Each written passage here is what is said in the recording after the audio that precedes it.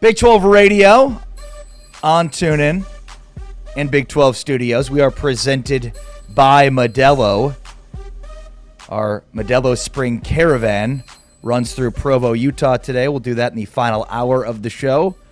But coming up in about 20 minutes from now, we'll talk with Lance Leipold as part of our Spring Caravan, James Westling, Ari Temkin.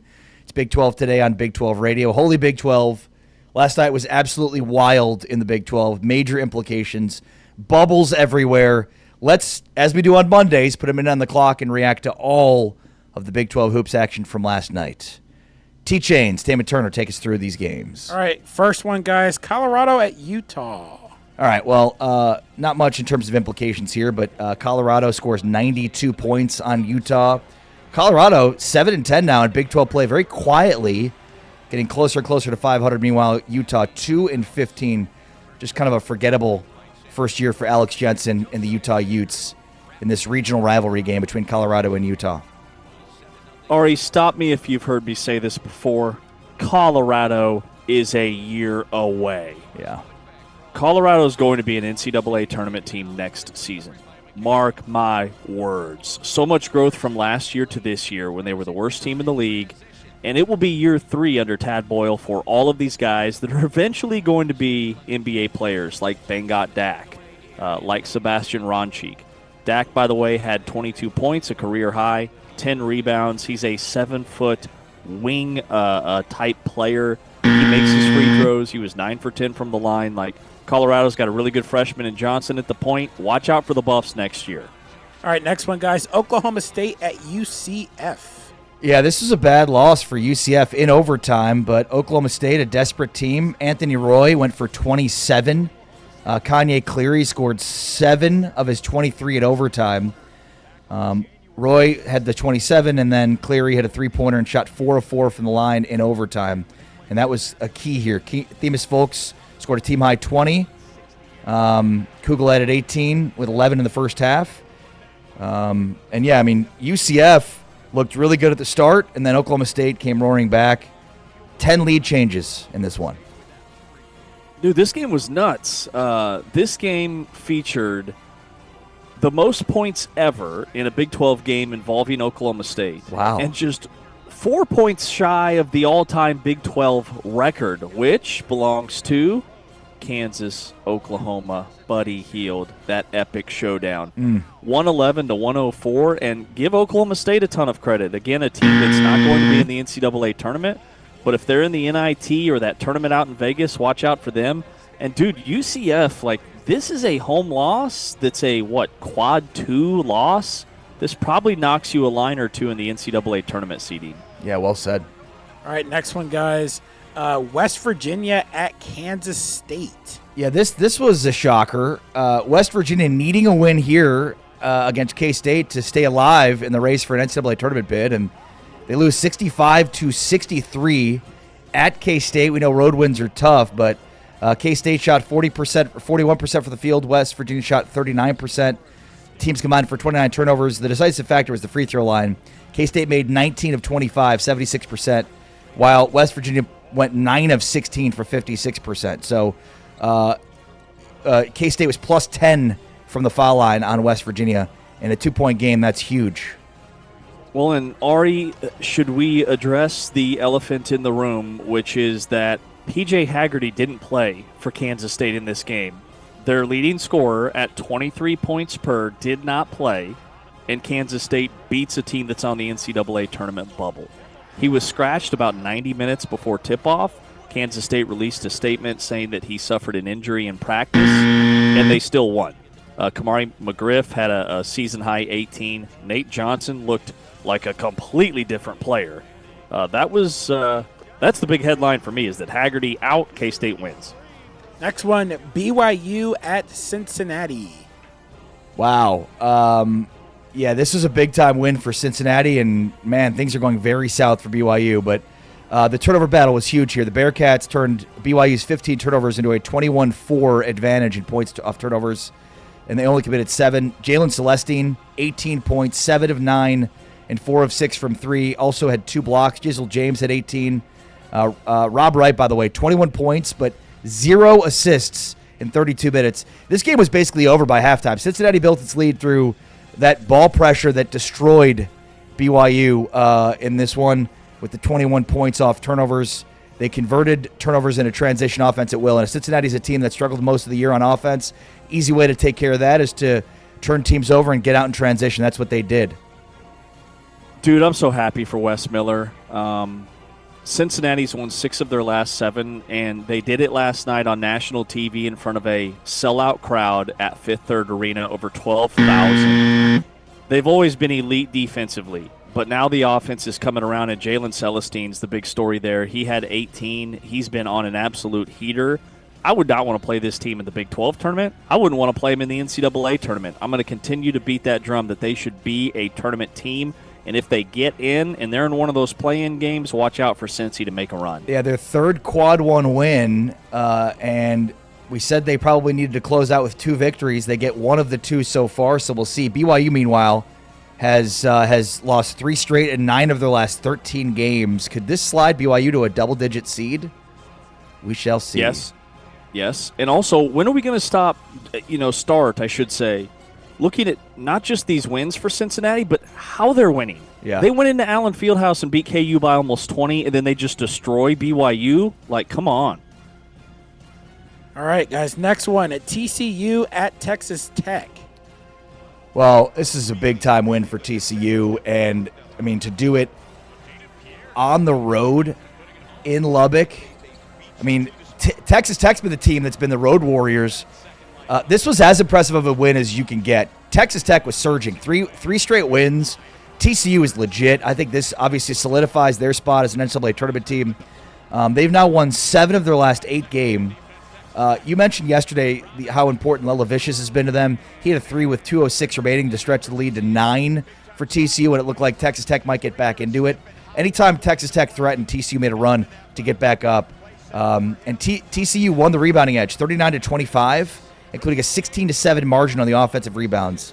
And they also won the battle for second chance points with 22. They turned 16 offensive rebounds into 22 points, which was huge here against the team that usually owns the glass. And Texas Tech was surging. That's what is so bonkers about last night. Like Xavier Edmonds, again, I touched on him yesterday. He was a JUCO kid. It took him a while to get familiar with this level of physicality, how the games are officiated. His 20 points and 12 rebounds was the difference. He's also making his free throws now. That's something he struggled with earlier in the year. TCU, another one of those teams. Like TCU and Cincinnati, to me, are the 2 teams outside of that upper echelon that could really help this conference, with one of them making a deep run in the NCAA tournament and winning a game or 2 or maybe even 3. I love the way TCU's playing right now, too. Final one, gentlemen. Kansas at Arizona State. Ooh. There's a quote from Kelvin Sampson after the Kansas-Houston game, and Sampson said, "Kansas is just one of those teams that you just never know." This game is the perfect explanation for that quote. Kansas could not score. In fact, they only had 20 first-half points, their lowest half output of the season. They were down 20 at halftime, 40-20. Bill Self got tossed in this game in the first half. Kansas in the first half had 3 technical fouls from their bench. In the second half, Elmarco Jackson was whistled for a flagrant 1. This game didn't end until about 11 o'clock at night, despite starting at 8:15. Kansas, 2 stats in this game that are just insane. Kansas is now 0-4 all-time, 0-5 all-time at Arizona State. And this is just the second time in his illustrious career that Bill Self's been ejected from a game, James. Which, that was shocking to me, to hear that it was only his second all-time, all the games he's been on the sidelines. And Bill Self is a guy that's very animated and in the ear of officials. Darren Peterson going 3 for 18, that's a major red flag to me. You know, he's kind of slumping down the stretch when it comes to his percentages and what he was shooting when he was on the floor earlier this season. I wonder if the wear and tear of the season, even though he hasn't played a ton of minutes, like it can be draining on these guys mentally, physically, and now maybe that he's on the floor, his body's not used to being on the court as much as it was, and that's been an issue. Mo Odom was a dude. And then Masamba Diop with 19. And give Bobby Hurley a ton of credit. This was probably his final home game. A nice crowd last night. And I think Arizona State benefits from these teams making that 2-game Arizona road swing. Like, you go play at Arizona, you got to turn around and play at Arizona State. It happened to Texas Tech, and now it happened to KU. Yeah, also, just to the weirdest game. Kansas had 55 rebounds, including 23 offensive rebounds, but only had 6 second chance points off of those 23 offensive rebounds. It's the weirdest thing. Like, they could not rebound the ball on the defensive end as well as they could on the offensive end. They just could not put the ball in the hole. I mean, it was like there was, something on the top of the rim that kept the ball from going in. It was insane. Kansas also committed 17 turnovers. This was an oddly officiated game. I thought Doug Sermons was a bit over-aggressive at times, especially when it comes to teeing up and ejecting Bill Self. But, officials never lose you games, but it was just an oddly officiated game. Kansas also had a 17-1 run in this game, trimming a 20-point halftime deficit to 4. It's just the weirdest game. One of the weirdest games you'll ever watch. And I left it thinking, immediately like, okay, that was a weird loss. Like, I should feel worse. But I also at times liked how they played with Peterson, despite Peterson shooting 3 of 18. And then here is a very telling statistic. Kansas is now 1-5 in games when Darren Peterson attempts 17 or more shots. I mean, that's too many shots. And if you look at the games where he goes for 20, 25 in 20 or 25 minutes, he's usually doing it by getting to the foul line, making a couple of threes. He's doing it on less shots. Bryson Tiller just completely disappeared last night. 3 points and 5 rebounds. I thought Masamba Diop really bothered him with his length and athleticism. Yes, Diop was great in this game, by the way. That guy, number one, I think he would be a first-round NBA draft pick. I don't see how scouts wouldn't just be absolutely enamored by his length and athleticism. I mean, he runs like a guard. He is a freak athlete. If Bobby Hurley's not back in Tempe next season, somebody's going to get an absolute steal in the portal in job for next season because I think he's that good. And I've seen him in person, and just the way he moves, his footwork, he makes his free throws as a big guy. Like, he is going to be a star at the next level. Yeah. And he hasn't been playing the game that long either. He was a very much overlooked 3-star recruit that Bobby Hurley nabbed when he was over in Africa at the NBA Africa Academy.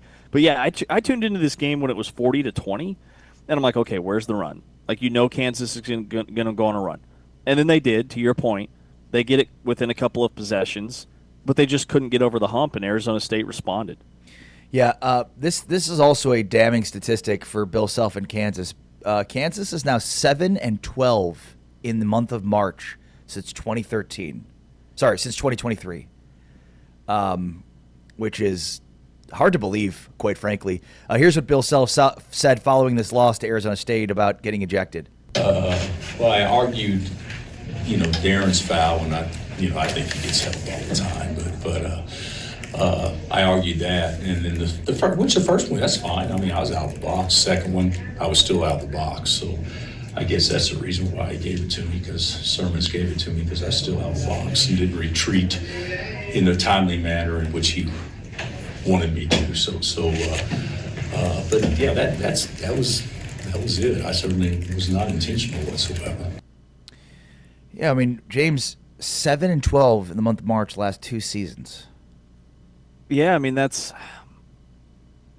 not going to cut it. And this Kansas season has been particularly unique in that this team was playing like a top 5 team in the country at one point in time. And Bill Self's teams traditionally get better as the season progresses. Now, the last couple of seasons, they just didn't have the offensive firepower. This team has the offensive firepower, so I can't figure it out. And I thought, I went back and watched part of our show from yesterday, and that clip we played from Grant McCaslin, when he was talking about this time of year, some teams are just ready for the season to be over because they're exhausted. It is a long season. Yep. And you're in practice, and you're in film session, and you're managing classes each and every day. And, we all played youth sports. I played basketball in high school. There were several years by this time of the year, I'm like, dude, I'm just ready for the season to be over.